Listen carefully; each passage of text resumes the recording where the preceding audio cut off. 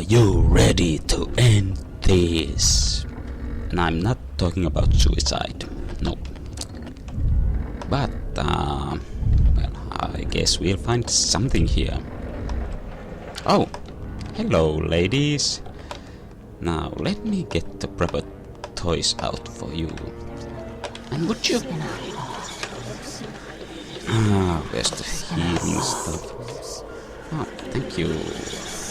Can I see your nipples through that? No. Come on. There we go.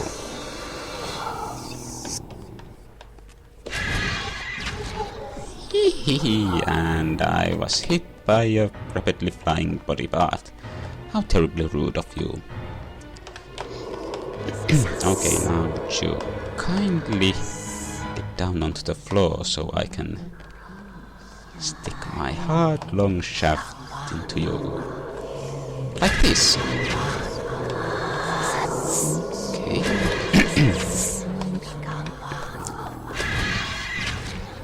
Oh yeah. Now those ladies really got the place wet.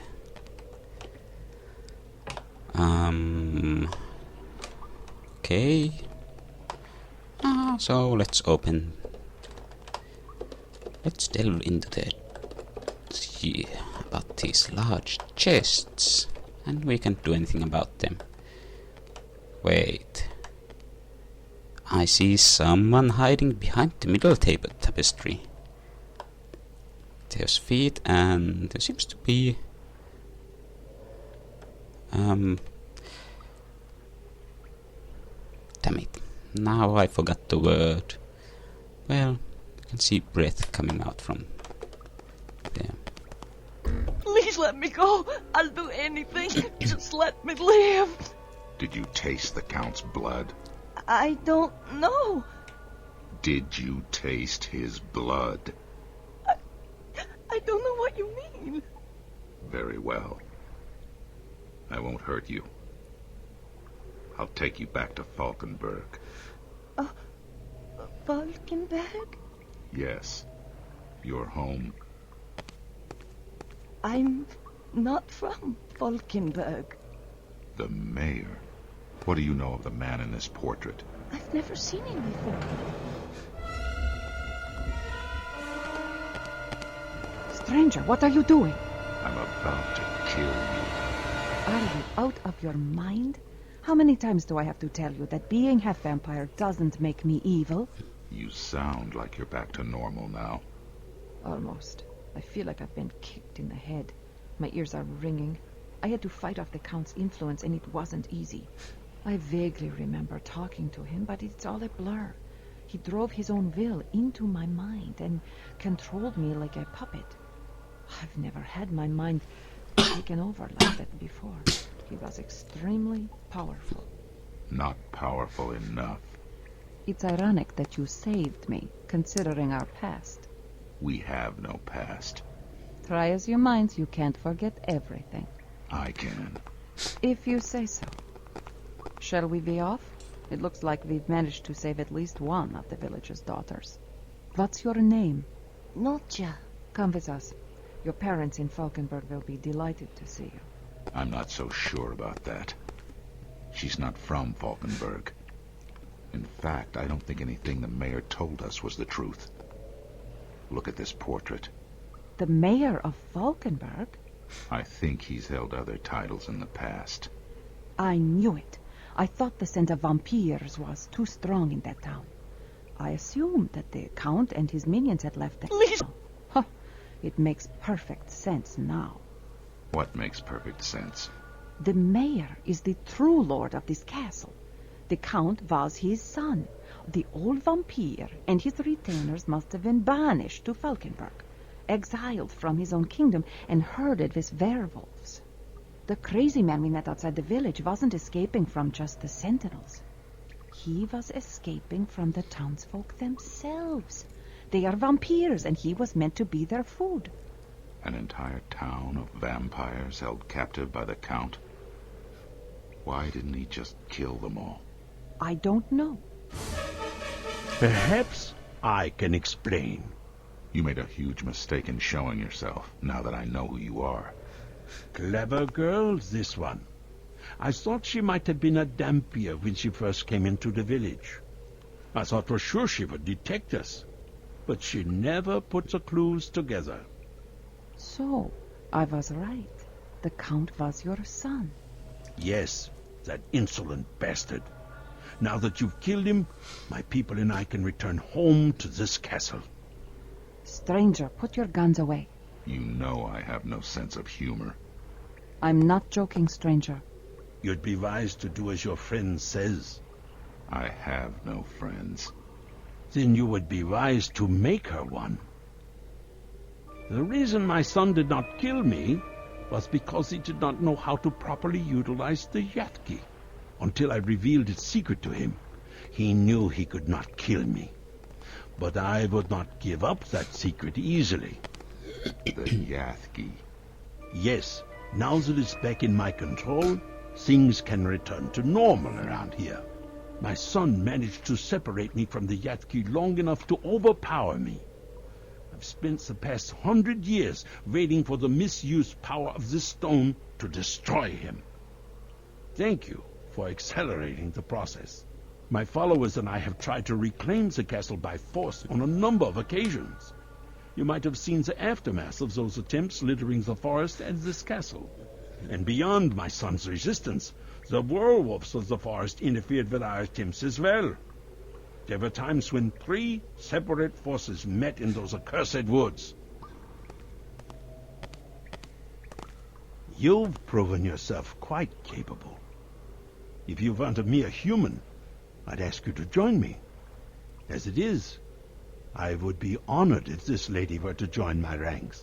No thanks. I have other obligations. A foolish choice, my dear. Now I suppose there's nothing left for me to do but kill you. But since you have helped me to regain my castle and the Yatki, I'll overlook the fact that you have killed my minions and the brides I have taken the past millennium to collect. You are free to leave this castle. Take with you this pitiful girl child my son failed to make his own bride. But know that if you ever set foot in this house again, you will belong to me. Thank you, kind sir. What about the stone? The stone stays, stranger. We leave. Now. Not until our mission is complete. Stranger, you cannot see the things that I see. You must simply trust me when I say that his offer to leave must be taken. His son, the Count, was a frail degenerate compared to him. So our mission is a failure. Not necessarily. I doubt this man will make the same mistake twice. He will not allow another to overthrow him. And whether the Yatki is locked in Spookhouse's basement or in this vampire's castle, we at least know where it resides. But he's a blood-sucking vampire. As soon as we leave, he'll be out looking for more food and new brides. Innocent humans will have their lives torn apart. We'll deal with him when the time is right. But there's nothing the two of us can do about it now, alone. Throwing ourselves at him would be suicide, so calm down. Besides, you already got to kill a really powerful vampire today, so cheer up.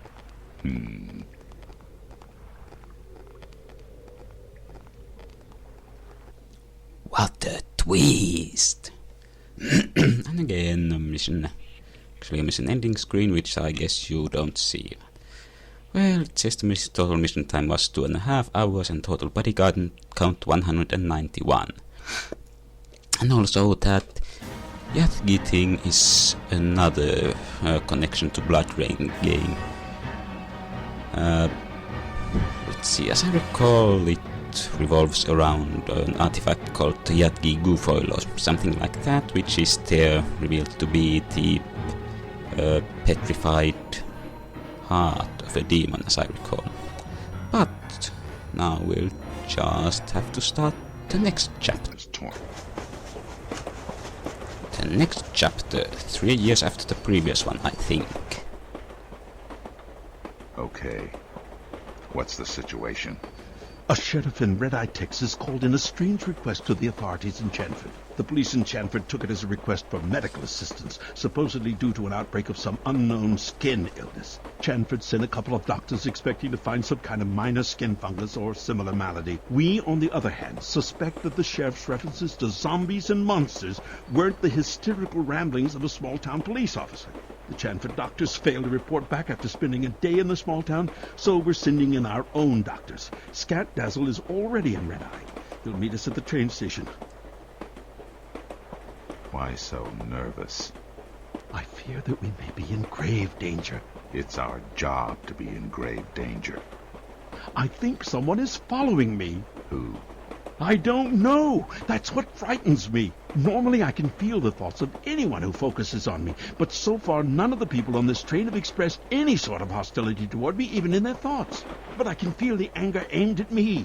It's been boring into my brain since I left Virginia. You can't tell who it is? Where it's coming from? No, I can feel a general pressure all around me. There's no direction, or I could track the culprit down. I found this in my luggage. For the insidious crimes against my people, your people will see ruin? What the hell does that mean? I have no idea. What people could we have ruined? I can't think of any people as such. But we've wiped out entire civilizations of monsters, vampires, werewolves, changelings. Perhaps a survivor of one of our horricide projects is seeking revenge.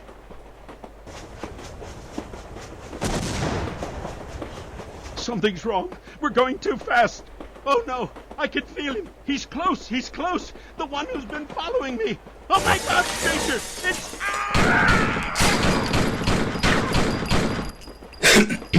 Say bye to Hiram. You may remember us meeting him briefly at the office at the beginning of the first chapter. But this time we are starting more on the fly. On our way to the next assignment. So, let's see what we can do about... Mister, you are not looking too good. Actually, you are not looking like a mister at all now. You look more like a werewolf. They go down fairly easily, at least as long as it's just one of them. And the frame rate dropped. Damn. I wasn't expecting werewolves.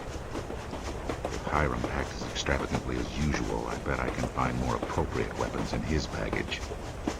For some reason the frame rate drops quite a bit while inside the train cars. Don't really know why. And these ladders can be fairly glitchy. For example, they do that. And to get out of this mess, I've found the best way to make a running jump. And preferably on towards the right side of the train car, but not so much that you'd end up falling to the ground, since if you jump towards the left, you'll easily end up going through the roof into this, and as we have seen.